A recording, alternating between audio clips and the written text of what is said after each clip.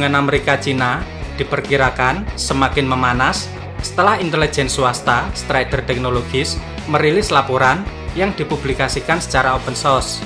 Laporan tersebut menjelaskan apa yang disebut sebagai upaya sistemik oleh pemerintah Cina untuk menempatkan ilmuwan Cina di Laboratorium Nasional Los Alamos, tempat senjata nuklir pertama dikembangkan. Banyak ilmuwan kemudian kembali ke Cina untuk membantu membuat kemajuan dalam teknologi seperti hulu ledak yang menembus bumi, rudal hipersonik, kapal selam siluman, dan pesawat tak berawak. Setidaknya 162 ilmuwan Cina yang bekerja pada penelitian yang disponsori pemerintah Amerika di Laboratorium Keamanan Nasional selama 2 dekade terakhir telah direkrut untuk melakukan pekerjaan ilmiah di Cina. Para ilmuwan dibayar sebanyak 1 juta US dollar melalui partisipasi dalam program bakat pemerintahan Tiongkok yang dirancang untuk merekrut ilmuwan berdarah Cina untuk kembali ke negaranya. Program bakat semacam itu telah lama diidentifikasi sebagai sumber kekhawatiran. Transfer bakat menimbulkan ancaman langsung terhadap keamanan nasional, kata Greg Levesque, salah satu pendiri Strider dan penulis utama laporan tersebut. Fakta ini mengungkapkan Cina memainkan permainan yang tidak dipersiapkan oleh Amerika. Seorang mantan ilmuwan Los Alamos sempat mengaku bersalah pada tahun 2020 karena berbohong tentang keterlibatannya dalam program rekrutmen Cina.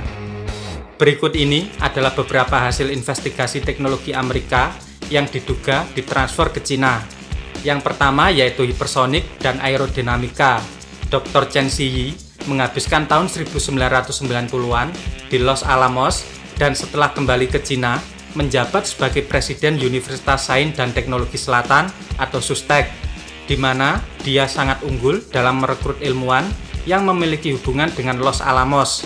Dr. Chen Ziyi adalah pakar terkenal di dunia dalam dinamika fluida dan turbulensi yang telah memberikan kontribusi besar pada program misil hipersonik dan aerodinamika Cina. Yang kedua yaitu misil berpenetrasi tinggi.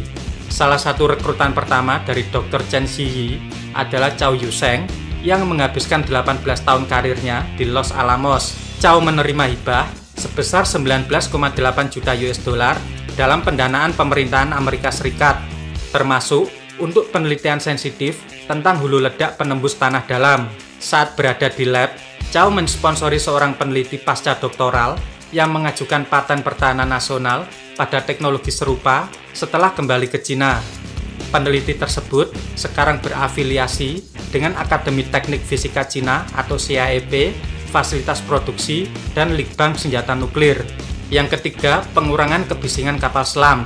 Dr. He Guowei berkontribusi pada upaya Cina untuk mengembangkan kapal selam yang lebih tenang untuk menghindari deteksi.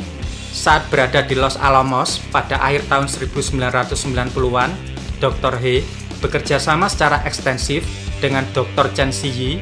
Setelah kembali ke Cina, Dr. He bekerja di Institut Mekanika Akademi Ilmu Pengetahuan Cina atau IMCAS, di mana timnya mengembangkan model komputer yang membantu memprediksi turbulensi yang dihasilkan oleh kapal selam dengan cepat dan akurat. Yang keempat, kendaraan udara tak berawak.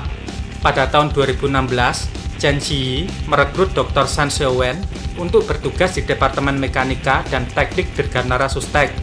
San bekerja di Los Alamos dari tahun 1991 hingga 1998 dan berkolaborasi dengan Chen di awal tahun 1990-an. Pada tahun 2019, Dr. San menjadi Kepala Pusat Litbang Penerbangan Cerdas SUSTEC yang fokus pada teknologi kendaraan udara tak berawak atau UAV. Di bawah kepemimpinan San, kampus tersebut menghasilkan prototipe Vertical Take Off and Landing atau VTOL UAV dengan aplikasi sipil dan militer. Para pejabat dan pakar Amerika Serikat sebelumnya mengatakan sebagian besar ilmuwan Cina yang bermigrasi ke Amerika tetap di sana dan banyak yang telah memberikan kontribusi signifikan pada teknologi pertahanan Amerika. Namun, sikap pejabat dan intelijen mulai berubah setelah laporan Strider menunjukkan bagaimana pemerintah Cina telah menggunakan program perekrutan bakat untuk memperoleh wawasan tentang teknologi Amerika untuk membantu membangun militer yang menimbulkan ancaman signifikan terhadap keamanan Amerika. Sebenarnya, Amerika juga mendapatkan manfaat dari banyak bakat Cina yang bekerja di berbagai lembaga penelitian di Amerika. Hal ini diakui oleh Robert Daly, seorang pakar Cina di Wilson Center.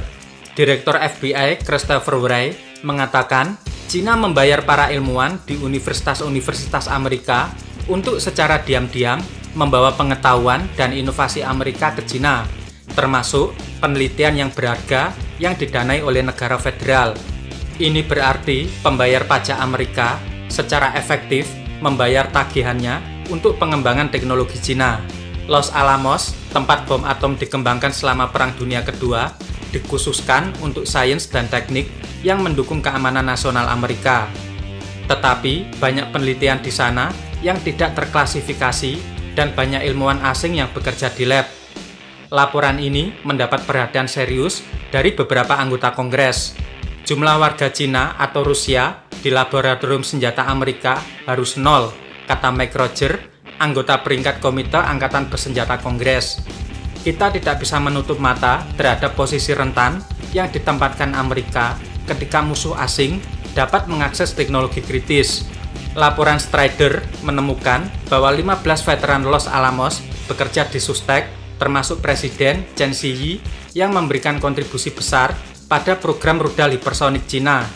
Menanggapi meningkatnya ancaman keamanan penelitian, Departemen Energi telah mengambil langkah signifikan dalam beberapa tahun terakhir, termasuk penerapan pemeriksaan ketat, tinjauan kontra intelijen, dan pembatasan partisipasi dalam program bakat asing. Departemen Energi juga menerapkan prosedur untuk memastikan kepatuhan dengan persyaratan lisensi ekspor Amerika, termasuk yang mengatur pelepasan teknologi terkontrol ke warga negara asing di Amerika Serikat. Departemen Kehakiman pada tahun 2018 meluncurkan apa yang disebut sebagai inisiatif Cina, upaya untuk menggagalkan Cina mencuri penelitian mutakhir. Namun, pejabat keamanan nasional mengatakan ancaman dari spionase Cina dan akuisisi legal oleh Cina atas kekayaan intelektual tetap ada. Bill Evanina yang bekerja dari tahun 2014 hingga 2021 sebagai pejabat kontraintelijen tertinggi di Amerika mengatakan dia telah melihat banyak laporan rahasia selama bertahun-tahun yang mendokumentasikan masalah transfer teknologi melalui perburuan bakat. Evanina dan pejabat lainnya mengatakan Los Alamos bukan tempat satu-satunya. Cina juga merekrut ilmuwan di laboratorium nasional lainnya dan pusat penelitian utama di seluruh Amerika.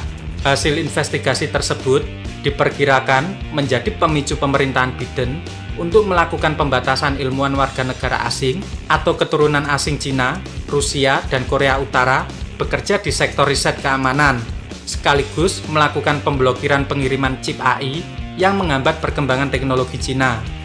Cina dengan strateginya bisa kita lihat memberikan sebuah iklim yang bagus untuk ilmuwan yang mau kembali, insentif layak, pusat penelitian berteknologi tinggi, pendanaan yang cukup besar, dan dukungan politik yang kuat.